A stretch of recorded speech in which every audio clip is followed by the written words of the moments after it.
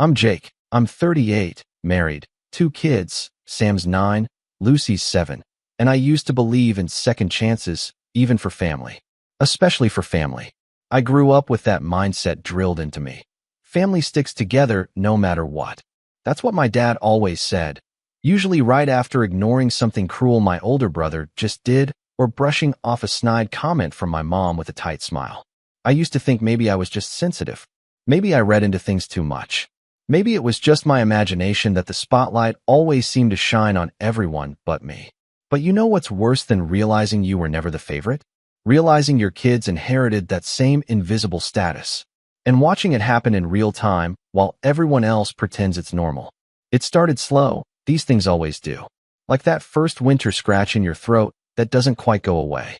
You feel it, but you shrug it off. Too small to make a fuss over. That's how it was with my parents and my kids. A missed birthday here, a forgotten school recital there. Little things. Things you tell yourself aren't worth bringing up because it'll just cause drama, and God forbid anyone ruin the group chat harmony. I'm the youngest of 3. My brother Mark is 41, successful dentist, lives 20 minutes from our parents with his wife and their twins. My sister, Rachel, is 36, an Instagram mom of 3 with a curated feed and a chaotic reality no one's allowed to talk about. I live a bit farther out, an hour drive, but I've always made the effort. We show up. Birthdays, holidays, anniversaries, cookouts. You name it, we're there. My wife, Emily, is quieter, observant. She sees things I try not to. Did you notice Lucy was the only one who didn't get a cupcake? She asked once after Rachel's youngest birthday party. I'd missed it. Thought Lucy just didn't want one. Or the time Sam was so excited to show Grandpa his science fair trophy, and my dad barely looked up from the football game before saying, "That's nice, buddy. Go put it in the other room." I laughed it off. Told Sam Grandpa was just distracted. I kept patching over the little moments like drywall over water damage, until the wall finally buckled. December was always chaotic.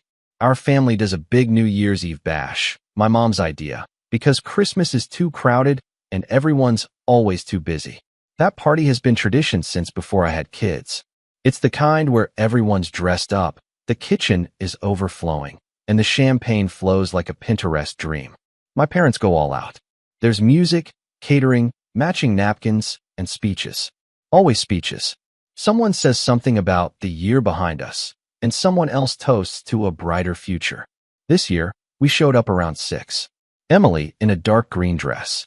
Lucy had sparkly shoes she picked out weeks ago, and Sam wore the bow tie he hated because Grandpa liked it last year. I brought a bottle of wine I knew my dad liked and a few gifts for my nieces and nephews. The living room was already packed when we arrived. Mark's kids were playing with a drone, Rachel's boys had taken over the den, and my mom greeted us with a distracted, "Oh hey, come in," as she rearranged a centerpiece. It was the same kind of welcome you give a coworker you didn't expect to see. Not hostile, just lukewarm. She didn't hug the kids, didn't comment on Lucy's dress or Sam's tie, just told us to make ourselves at home, and walked off before Emily could even take off her coat. I felt it then, something was off. But it was New Year's. I didn't want to overthink it. We mingled, made small talk. I helped Dad carry in a tray from the garage and tried to talk about football, but he kept checking his watch. Later, I saw Rachel pull Mom aside and whisper something, both of them glancing our way. That itch came back, the one in my throat, the one I thought I'd outgrown. Around 9:30, Mom tapped a fork to her glass and called for everyone to gather in the living room. Okay, everyone, just a quick moment," she chirped. "We have a little surprise for the grandkids who made us extra proud this year." I stood near the back with Emily and the kids, smiling, expecting some generic praise or maybe even a little something for everyone. That's how it always was. But then she pulled out a box. A sleek silver box with small wrapped presents inside. And she started calling names. To Ellie for getting straight A's. Applause. To Mason for learning to swim. Applause. To Grace and Caleb for helping their mommy with the new baby. More claps. Rachel beamed, phone out, filming. To Tyler for joining the soccer league. Another gift handed off. The room was warm with smiles, laughter, proud gasps. And then the box was closed. Lid snapped shut. Applause ended. That was it. No mention of Sam. No mention of Lucy. Not a word. Sam blinked fast, eyes searching. Lucy tugged on my sleeve. Daddy, did Grandma forget us? Emily reached for my hand. Her grip was steel. I swallowed and said, maybe she's saving ours for midnight. But I knew better. Everyone laughed it off. So cute, someone said. What a fun idea, someone else chimed in. Mark's wife handed out napkins for the cake. I stood there frozen, like my own presence was a joke I hadn't caught the punchline of yet. Emily didn't say a word. She just knelt down, fixed Lucy's headband, and hugged her. I followed her lead, wrapped my arms around Sam, and said nothing. No confrontation. No scene. Just a silent exit. We left before midnight. No fanfare. No goodbye. Just slipped out the door with the weight of silence in our chests. The next morning, I woke up early. Made pancakes for the kids, let them sleep in, tucked their gifts from us under their pillows. Emily sat beside me on the couch with her coffee, staring out the window. Neither of us said anything for a long time. At 9:12 a.m., I picked up my phone. No text from family. No "where'd you go?" or "Happy New Year." I opened the group chat. Me, Mark, Rachel, Mom, Dad, and Emily. Typed slowly. Deleted. Typed again. Then I sent it. Hope you enjoyed the celebration. We won't be attending another. And I turned off notifications. That should have been it. But when you set a boundary in a family that feeds off control, they don't let it go that easy. What followed was a spiral of manipulation, guilt-tripping, and gaslighting I didn't see coming. Not like this. The fallout didn't hit right away. That's the thing with families like mine. Everything simmers just beneath the surface. No one ever says what they really mean. They just send passive-aggressive texts, talk behind your back, or worse, pretend nothing happened at all. The group chat went silent after my message. For about a week. No one responded. Not even a thumbs up. No follow-up from Mom. No check-in from Mark. Not even a snide comment from Rachel, which was unusual in itself. I half expected my dad to call, say something dismissive like, "Don't be dramatic," but nothing came. And in that silence, I started to wonder, had they already decided I didn't matter? Had they already written us off? Emily didn't say much about it. She let me process. She gave me space. But I could tell it was eating at her too. She started keeping her phone face down, muting notifications, sighing a little longer when one of the kids asked, "Are we going to Grandma's house soon?" I didn't know what to tell them. I just said, "Not this week," and tried to change the subject. Then the texts started trickling in. Not from my parents, but from the outer orbit, my Aunt Janice, who always played peacekeeper. "Hey honey, just wanted to say I'm sorry about what happened on New Year's. Your mom didn't mean anything by it." That was her version of an olive branch. No ownership. Just a soft brushstroke of "let's move on." I didn't respond. Then Rachel posted a photo on Instagram. It was her kids opening presents at my parents' house. The caption read, "Late Christmas with Grandma and Grandpa. Thankful for a family that shows up." I stared at that post for a long time. I wasn't tagged. Emily wasn't tagged. Sam and Lucy weren't in the background. It was like we'd been erased. That was when I felt it, something deep in my chest. Not just hurt. Not just disappointment. Something colder. Something heavier. A kind of grief, maybe. The realization that I'd been making excuses for people who didn't think twice about excluding my kids. I showed the post to Emily. She looked at it for a second, then just said, "She wants you to react. Don't give her that." I nodded, but it still burned. Then came my mom's text. It was a Saturday morning, a couple weeks into January. Sam had just come home from a basketball game, and Lucy was showing off a drawing she made for her teacher. I was making lunch when my phone buzzed. "Mom, hey sweetheart. I hope you're all doing well. We've been thinking of the kids a lot. Any chance they'd want to come to Mason's birthday party next weekend? Just the kids. No mention of me. No apology. No explanation. Just a casual invitation like nothing happened." I stared at the message. Read it 3 times. Emily leaned over my shoulder. "Are you serious?" I didn't reply. I walked outside, phone in hand, and just stood in the cold air for a while. The next day, Mark texted. "Mark, look, I know you're upset, but you kinda overreacted, man. The gifts weren't a big deal. Mom just did something spontaneous. It wasn't meant to exclude anyone." I could feel my ears getting hot. Overreacted. I thought about Sam, staring at that silver box with wide, hopeful eyes, waiting for his name to be called. I thought about Lucy's confusion, her asking me why Grandma didn't have a present for her. I thought about my own chest tightening as I smiled through it all so my kids wouldn't feel the sting I felt. And I overreacted? I typed out a reply. Me.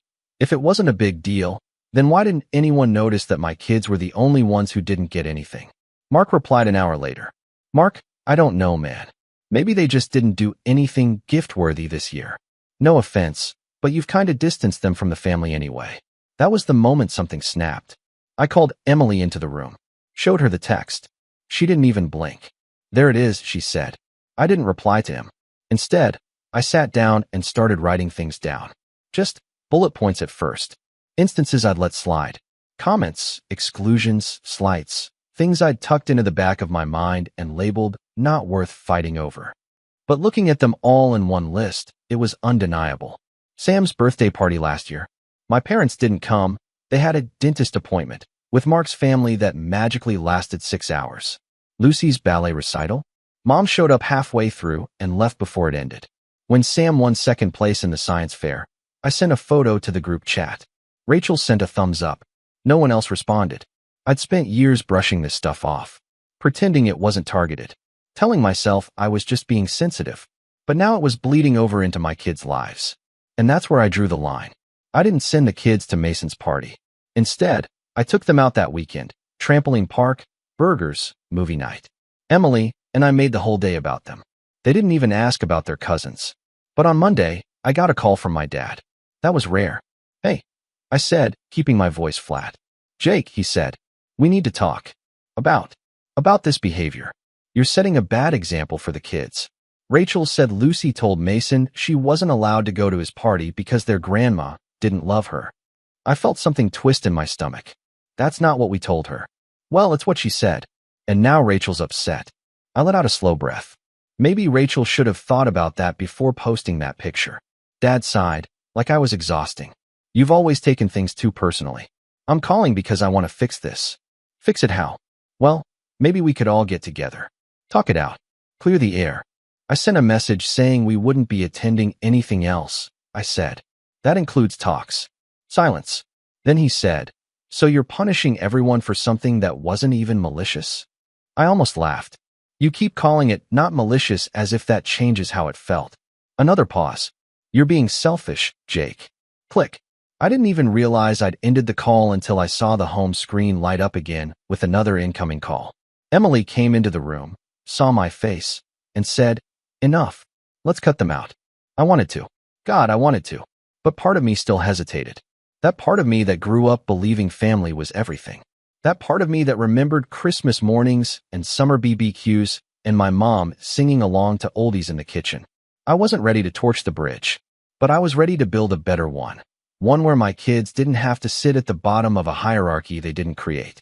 That's when I started planning something different. It wasn't revenge. Not yet. But I was done playing defense.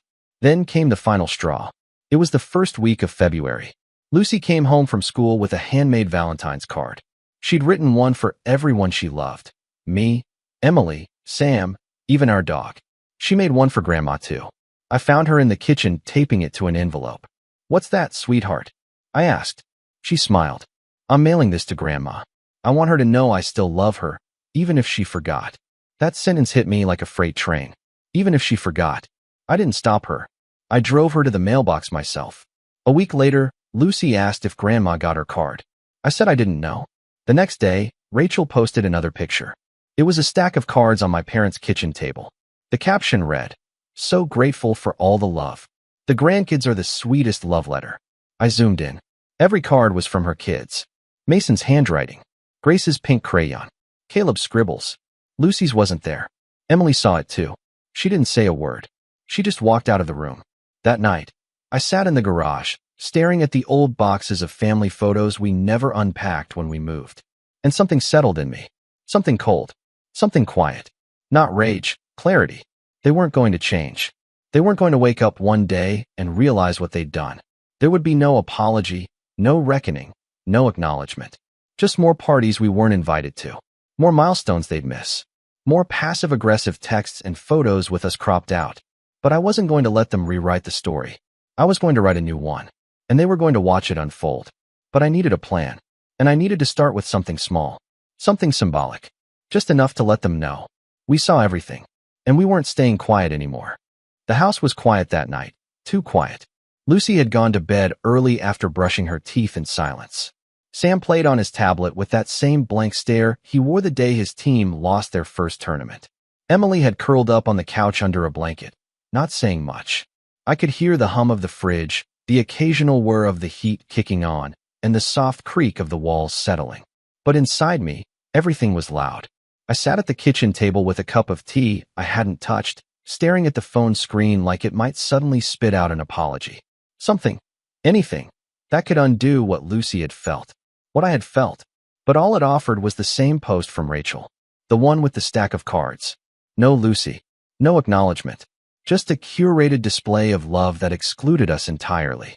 I thought I'd grown used to the feeling of being overlooked, of being the afterthought, the he-means-well sibling. But that night, something shifted. It wasn't just that they didn't see me. It was that they didn't want to. They didn't want to acknowledge that I was raising two kind, thoughtful kids who had never once caused drama, who went out of their way to make cards for people who didn't even bother to remember their names at the dinner table. They didn't want to admit that maybe, just maybe, they were wrong. That's when it really hit me. I had spent so many years trying to win approval from people who had already made up their minds. The next few days passed in a fog. I went to work, came home, helped with homework, and kept up the facade of normalcy for the kids. But inside, I was unraveling. I stopped replying to extended family texts. I muted the family group chat. I started sleeping less and walking more. Long walks in the early morning when the world was still dark and I could be alone with the cold. One morning, I walked past the park where I used to take Sam when he was still in diapers. The bench we used to sit on was covered in frost. I remembered how he used to point at the ducks and laugh like it was the funniest thing in the world. I remembered how proud I was the first time he said "dada." And I realized I'd lost that part of myself. Not because of them. Because I let them take it from me. I let them chip away at my confidence with every subtle jab, every backhanded comment, every moment of erasure. I let them make me feel small in my own story. And I was done. The first thing I did was take Lucy to the post office. Let's send another card, I said. But this time, to someone who'll really appreciate it. She looked confused. Who? I thought for a second. Your teacher. You said she liked your drawings, right? Lucy beamed. She said mine made her smile all week. Perfect, I said. Let's send her some sunshine. That tiny shift changed something. For her. For me. It was like a reset. A reminder that we didn't need permission to give love, and we sure didn't need validation to be proud of who we were. I started rebuilding, quietly. No dramatic declarations. No social media posts. Just small, intentional acts that slowly pulled me out of that fog. I enrolled Lucy in an art class she'd been too nervous to try. I showed up early to every one of Sam's basketball games and cheered louder than I ever had. I made pancakes every Saturday and let them pick the toppings, even when that meant rainbow sprinkles and whipped cream for breakfast. I started going to therapy too. At first, I felt silly, sitting in a quiet office talking about my parents like I was 15 again. But after a few sessions, it clicked. You've been grieving something that never existed, my therapist said one afternoon. The idea of a family that sees you, values you. And every time they prove that idea wrong, it reopens the wound. I sat with that for a long time. It was true. I wasn't just angry. I was mourning. Not just for me, but for the father I wanted my dad to be. For the mother who I hoped would fight for my kids the way she used to fight for Mark's. For the siblings I'd always imagined would be my support system in adulthood. They didn't exist. And once I let go of the fantasy, I had space to build something real. Emily noticed the change. You've been calmer, she said one night as we folded laundry. Not quiet. Just more centered. I smiled. I stopped waiting for them to change. It didn't happen all at once. There were still moments that stung. A birthday party we weren't invited to. A family photo posted without us. Comments like, "Miss seeing you guys," that felt more like paper cuts than genuine remorse. But I got better at brushing them off. Not because I didn't care, but because I cared more about protecting what I was building here. In this house. With Emily and the kids. In March, Sam won his regional science competition. He built a water filtration model out of recycled materials, and when they called his name, his face lit up like he'd just touched the stars. After the ceremony, he came running up to me. "Did you see? Dad, did you see?" "I saw everything, buddy." He looked around. "Do you think Grandpa would be proud?" That question hit me like a punch. I crouched down, looked him in the eyes, and said, "I'm proud. That's what matters." He nodded slowly, and that was the last time he asked. By April, I was starting to feel something I hadn't felt in years: freedom. I cleaned out the garage, donated old furniture, organized the kids' artwork into frames, and started hanging them in the hallway. Our hallway became our gallery. Each piece was a badge of joy, a celebration of little moments no one else had thought to see. Emily suggested we take a weekend trip, just the four of us. Nothing big, just a cabin by the lake, some hiking trails, and a chance to unplug. We went in early May. There was no cell signal, no internet, just birdsong in the morning, the sound of water lapping against the dock, and the smell of Emily's coffee brewing before sunrise. We roasted marshmallows, played card games. Sam caught a fish and wouldn't stop talking about it for days.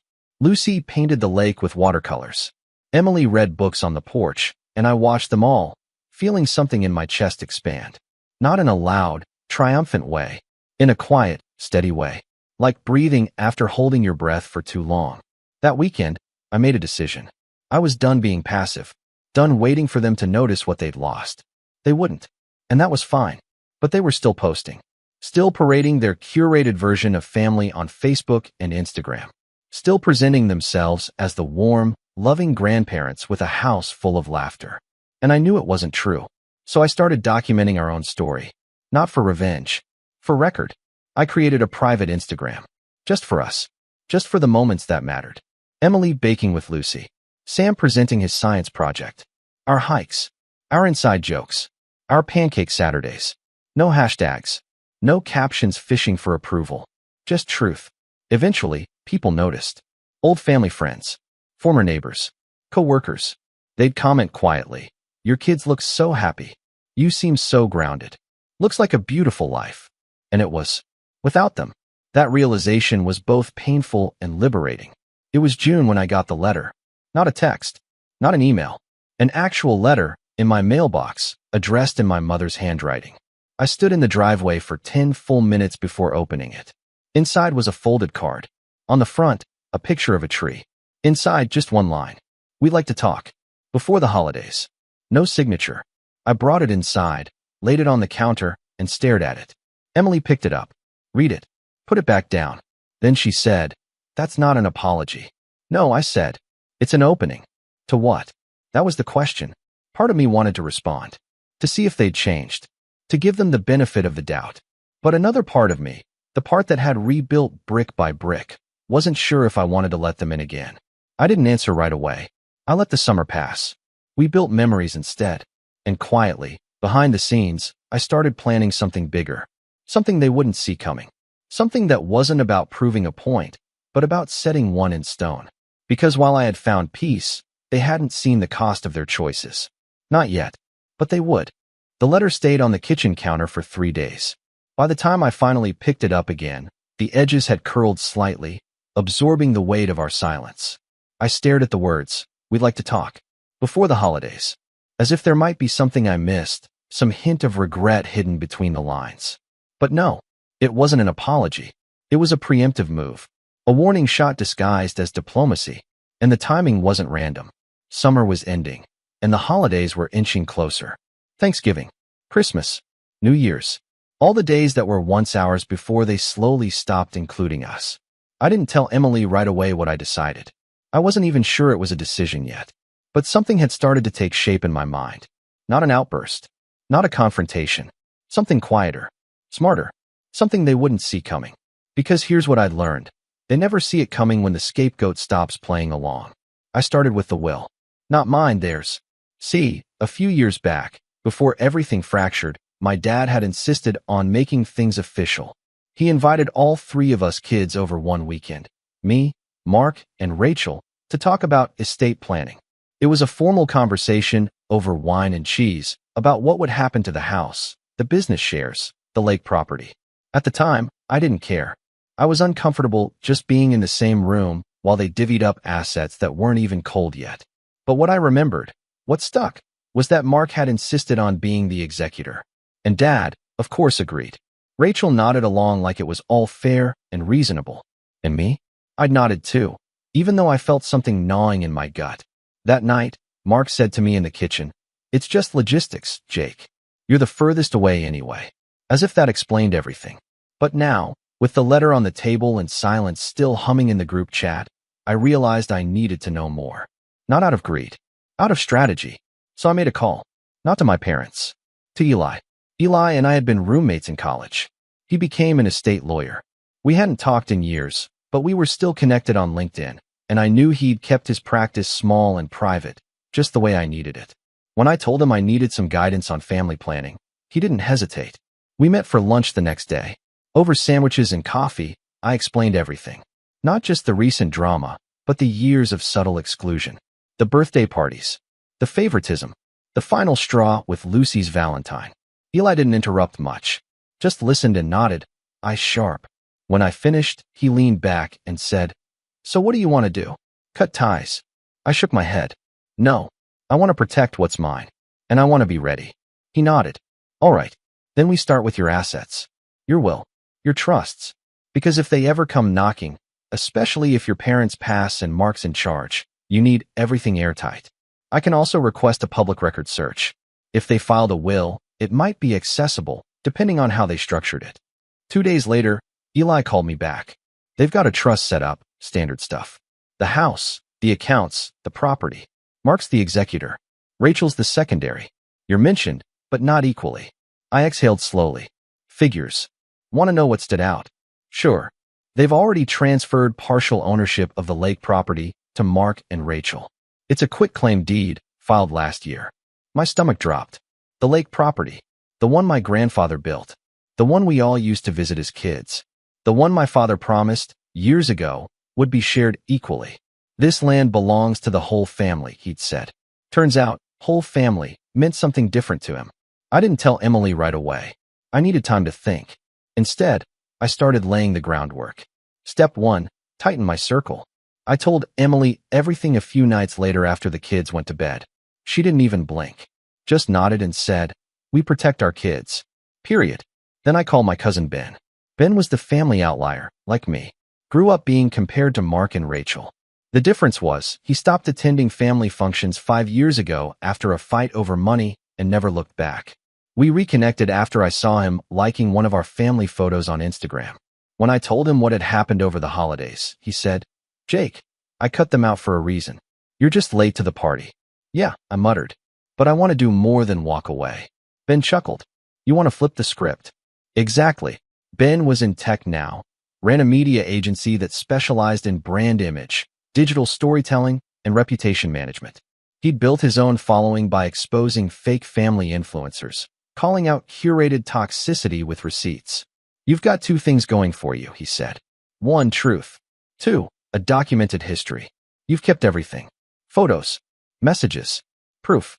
Most people don't have that. So what do I do with it? Ben leaned in. "You tell your story, but not yet. Not loudly. First, you show the people who matter that your life is better without them. That you're not bitter, you're thriving." That's when it clicked. I wasn't going to argue with them. I wasn't going to confront them. I was going to erase them back. Slowly, quietly. Step 2, reclaim the legacy. I'd spent my whole life letting them control the narrative. The Jake's just different narrative. The Jake keeps his distance excuse. The version of me that fit neatly into their hierarchy. But now, I had something they didn't expect, momentum. I reached out to the local historical society near the lake property. My grandfather, it turns out, had done a lot for the community, volunteered during floods, ran the summer fishing derby for kids, built the first dock with his own hands. They had records, photos, newspaper clippings. I asked if I could contribute. By the end of the week, I was helping them create a legacy wall dedicated to my grandfather's contributions. And on that wall, I made sure there was a photo of me, age 10, holding a fish with Grandpa, standing right on that dock. It was small, but it was mine. Step 3, go quiet. I didn't respond to the letter. Didn't reply to the follow-up text Rachel sent in October. "Are you guys coming to Thanksgiving? Mom's making your favorite stuffing." I didn't block them. I just became untraceable. No updates. No responses. No access. I turned our private Instagram into a newsletter instead. The 4 of us became a monthly email I sent to a curated list of real friends, Emily's parents, a few of the kids' teachers. I shared stories, Sam's science updates, Lucy's art projects, Our lake weekend memories, Emily's herb garden progress. It was personal, honest, and completely outside the reach of my parents, Mark and Rachel. We stopped being the forgotten ones. We became the unreachable ones. Step 4.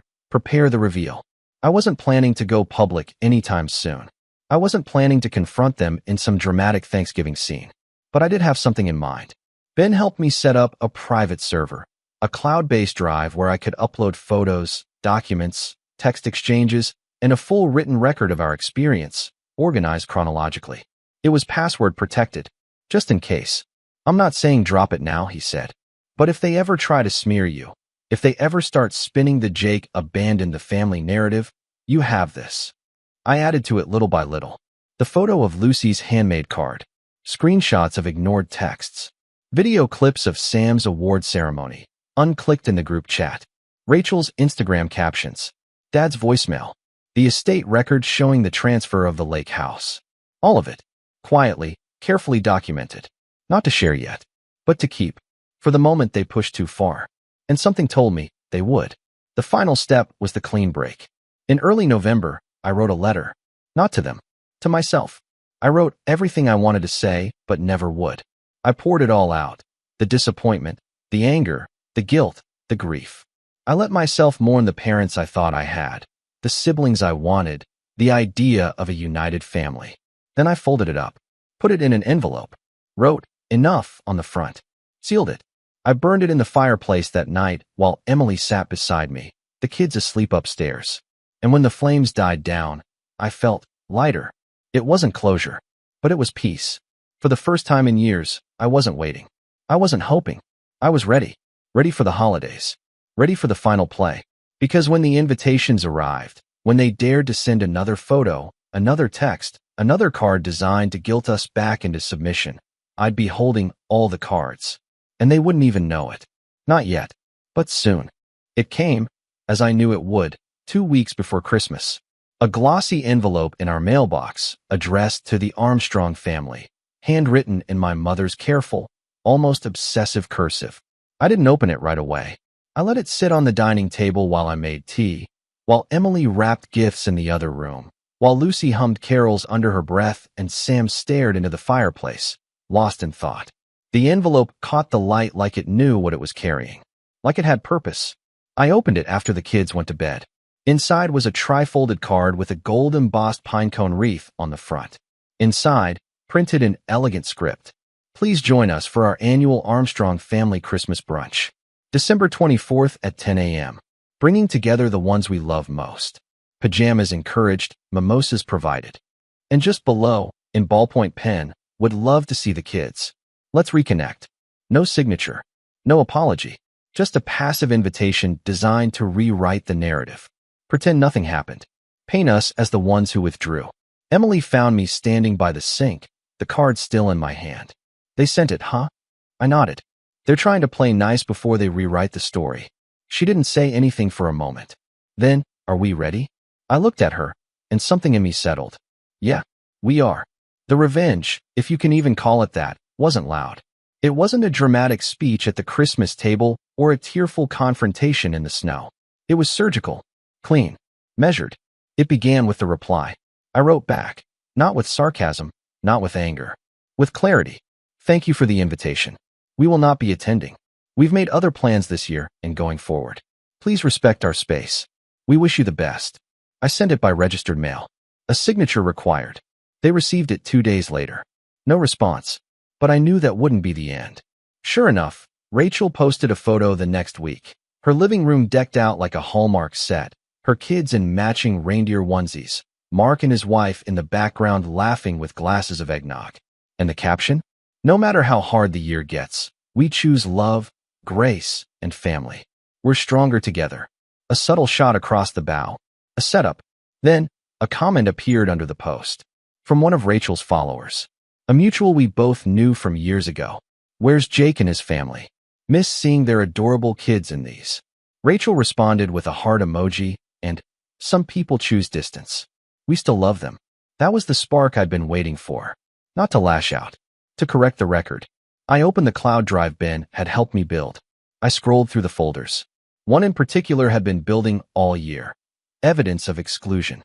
I copied the public link and added a simple message. Just for those curious about our distance. Truth matters. I posted it beneath Rachel's comment. And then I logged off. The reaction was quiet at first. A few likes. A few DMs from people who had followed our family for years and always wondered why we seemed to vanish. Then, a ripple. Ben called me later that night, grinning through the phone. Dude, you dropped a nuke wrapped in ribbon. I didn't lie. You didn't have to. The screenshots speak for themselves. Because that's what it was, a quiet, methodical documentation of every erasure, every text ignored, every photo cropped. The silver box on New Year's with Lucy and Sam sitting empty-handed. The group chat messages left on read. The voicemail from my father calling me selfish. The estate documents showing the lake house transfer. I didn't add commentary. I didn't need to. Within 24 hours, the post was gone. Rachel had deleted it, comments and all. But not before the screenshots made it around. People saw it. People finally saw it. I got texts from distant cousins. Messages from family friends. Even an email from a former neighbor who'd once asked if we were okay, but never followed up. I had no idea. Your kids didn't deserve that. Thank you for sharing the truth. I always wondered why you stopped showing up. Now I understand. It wasn't about dragging them through the mud. It was about reclaiming the story. They weren't the victims. They were the architects. And now, the narrative was out of their hands. But I didn't stop there. Remember the Historical Society project? I made a second submission. An essay, titled Legacy and Loss, a Grandson's Reflection on Inheritance and Integrity. It was about my grandfather, about the dock he built and the way he welcomed all of us grandkids equally, about the quiet integrity he carried that seemed to vanish with the next generation. I didn't name names. I didn't point fingers. But I told the truth. The essay was published in their winter newsletter, shared across the town's mailing list, framed in the welcome center by the lake, just beneath that same photo of me and Grandpa holding the fish. My father saw it. I know he did. He didn't call. He sent a single email. I wish you hadn't done that. Some things are meant to stay private. I stared at it for a long time. Then I replied, respect is earned. Silence is not love. No answer. Christmas morning came. Snow fell in soft sheets. The kids woke up late. Older now, less frantic, but still wide-eyed when they saw the presents. Emily made cinnamon rolls from scratch. We played board games, watched movies, opened gifts with no rush, no anxiety, no false smiles. It was just us, the four of us. The Armstrongs they forgot, the Armstrongs they underestimated.